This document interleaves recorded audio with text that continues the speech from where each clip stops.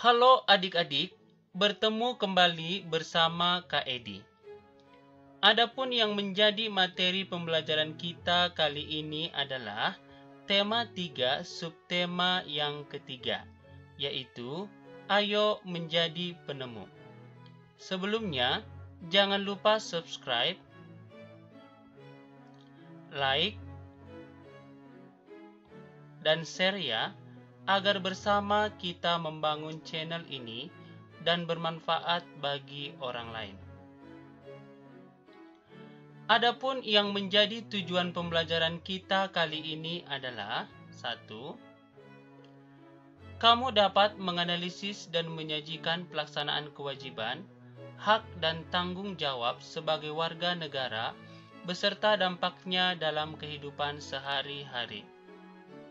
2.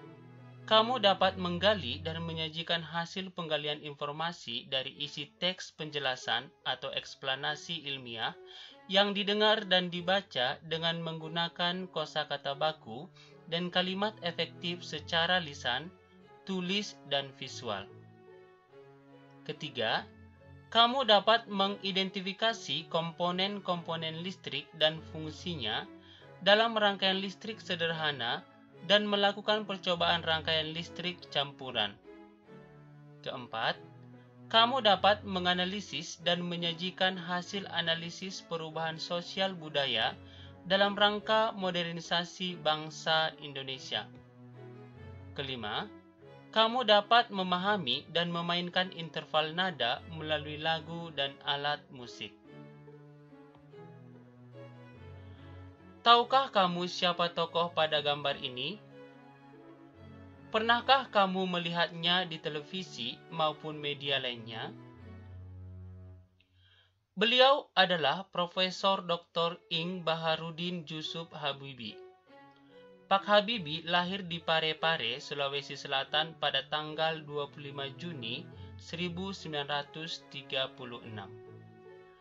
Bapak Habibie merupakan seorang penemu dari negara kita dan merupakan kebanggaan bangsa Indonesia. Salah satu karya dari beliau adalah membuat pesawat CN-235 dan CN-250.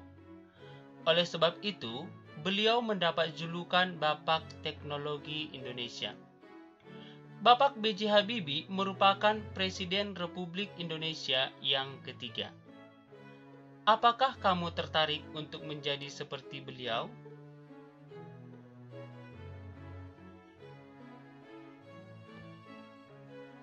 Masih ingatkah kamu apa itu kalimat efektif?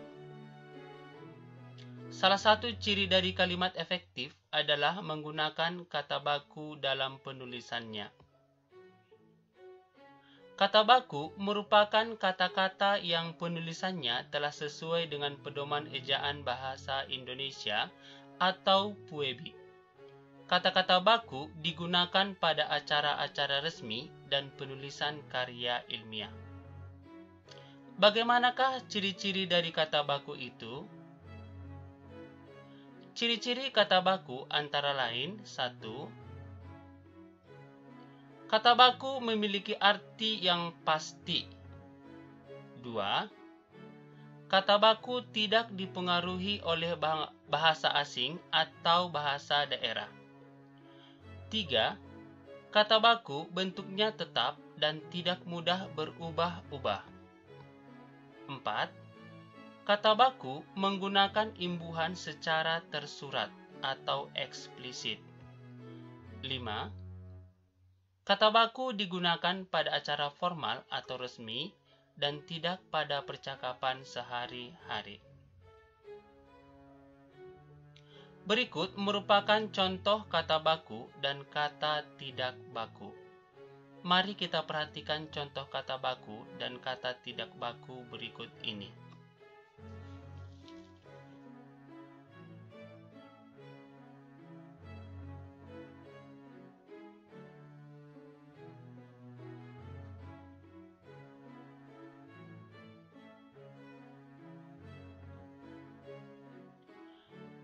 Dari kata baku dan kata tidak baku di atas, dapat dibuat contoh kalimat efektif dan kalimat tidak efektif. Contoh-contoh tersebut antara lain, gue pergi ke Jakarta dengan pesawat bersama ayah dan ibu. Kalimat efektifnya adalah, saya pergi ke Jakarta dengan pesawat bersama ayah dan ibu. Contoh lainnya, kenapa lu memakai baju hijau di acara ulang tahun Budi tadi malam? Kalimat efektifnya, mengapa kamu memakai baju hijau di acara ulang tahun Budi tadi malam? Contoh selanjutnya, cemana cara menggunakan kamera ini? Kalimat efektifnya, bagaimana cara menggunakan kamera ini?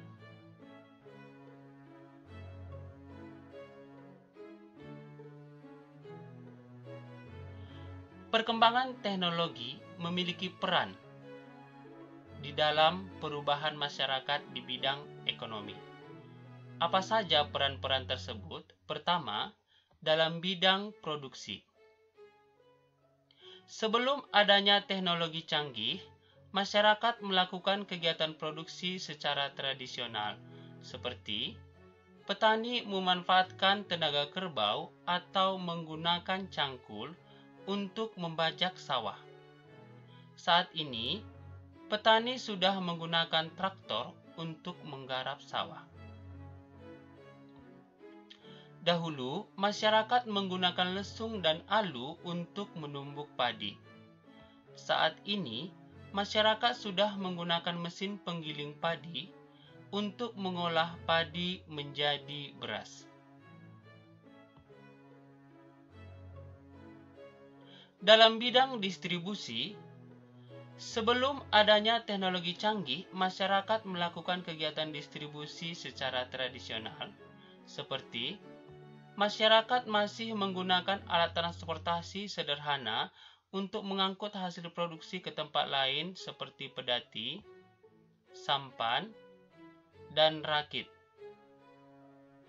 dan juga alat transportasi tradisional lainnya. Hal ini menyebabkan pendistribusian hasil produksi menjadi sangat lambat dan membuat barang menjadi langka. Saat ini, alat transportasi sudah semakin canggih. Alat transportasi tersebut antara lain mobil atau bus, kapal laut, pesawat, dan alat transportasi canggih lainnya. Penemuan teknologi canggih ini membawa dampak bagi masyarakat. Dampak tersebut ada yang positif dan ada yang negatif. Adapun dampak-dampak tersebut antara lain, penggunaan traktor dalam bidang pertanian. Dampak positifnya adalah 1. Meringankan pekerjaan petani dalam menggarap sawah. 2. Kegiatan pertanian menjadi lebih cepat dan efisien. Dampak negatifnya adalah 1. Pencemaran suara yang ditimbulkan dari kebisingan traktor. 2. Tidak semua orang dapat memilikinya karena harganya yang mahal. Munculnya industri atau pabrik. Dampak positifnya yaitu 1. Mengurangi pengangguran sehingga kesejahteraan dapat ditingkatkan. 2. Terpenuhinya kebutuhan dalam jumlah yang besar dengan cepat. Dampak negatifnya adalah 1. Pencemaran lingkungan akibat limbah industri. 2. Perilaku konsumtif semakin meningkat di masyarakat.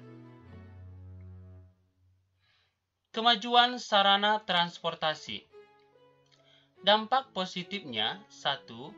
Terjalin kerjasama ekonomi antar negara dan menambah devisa negara. 2. Menciptakan kegiatan ekspor dan impor. Dampak negatifnya yaitu 1. Melunturkan jati diri bangsa. 2. Lebih menyukai barang buatan luar negeri daripada buatan dalam negeri. Tahukah kamu bahwasanya rangkaian listrik seri dan rangkaian listrik paralel memiliki persamaan dan perbedaan? Adapun yang menjadi persamaan kedua rangkaian itu adalah: 1. Daya dan arus listrik yang dibutuhkan dari kedua jenis rangkaian sama besar. 2. Kedua jenis rangkaian dapat digunakan secara bersama-sama. 3. Kedua jenis rangkaian memiliki kesamaan hambatan. Apa itu hambatan listrik? Hambatan listrik artinya kemampuan benda untuk menahan aliran arus listrik. Sedangkan yang menjadi perbedaan rangkaian seri dan rangkaian paralel yaitu: 1. Rangkaian seri memiliki satu aliran listrik saja, sedangkan rangkaian listrik paralel memiliki lebih dari satu aliran listrik. 2. Rangkaian seri memiliki sedikit komponen listrik sehingga biaya pemasangan menjadi lebih sedikit. Sedangkan rangkaian paralel membutuhkan banyak komponen listrik sehingga biaya yang dibutuhkan lebih besar. 3. Cahaya lampu yang dihasilkan lebih redup. Sedangkan rangkaian paralel, cahaya lampu yang dihasilkan lebih terang. 4. Rangkaian seri, jika salah satu aliran listrik dilepaskan dari rangkaian yang membuat kabel terpisah, mengakibatkan aliran listrik lainnya menjadi padam. Sedangkan pada rangkaian paralel, jika salah satu aliran listrik diputus, maka tidak akan berdampak pada arus listrik di cabang lain, sehingga alat listrik lain tetap menyala. Selain rangkaian seri dan paralel, ada juga rangkaian listrik campuran. Bagaimana rangkaian campuran itu? Mari kita perhatikan gambar rangkaian berikut ini.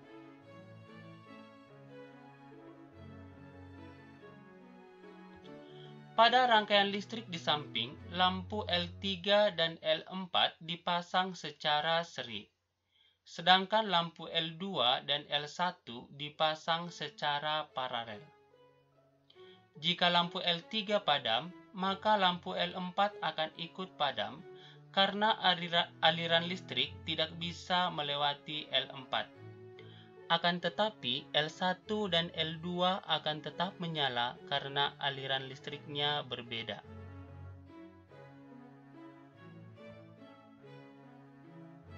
Masih ingatkah kamu apa itu hak dan kewajiban?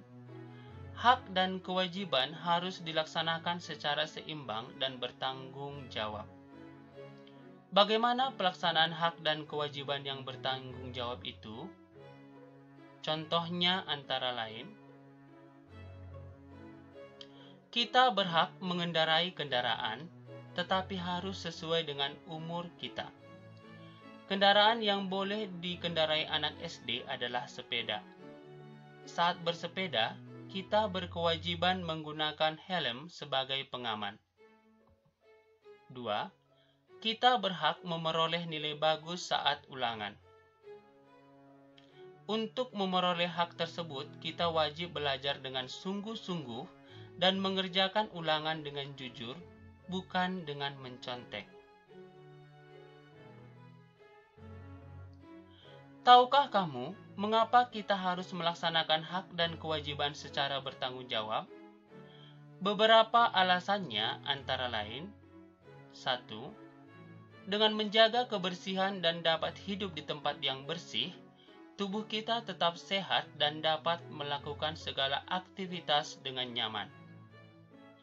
2. Dengan belajar sungguh-sungguh sehingga mendapat nilai bagus, kita juga dapat meraih cita-cita yang kita inginkan.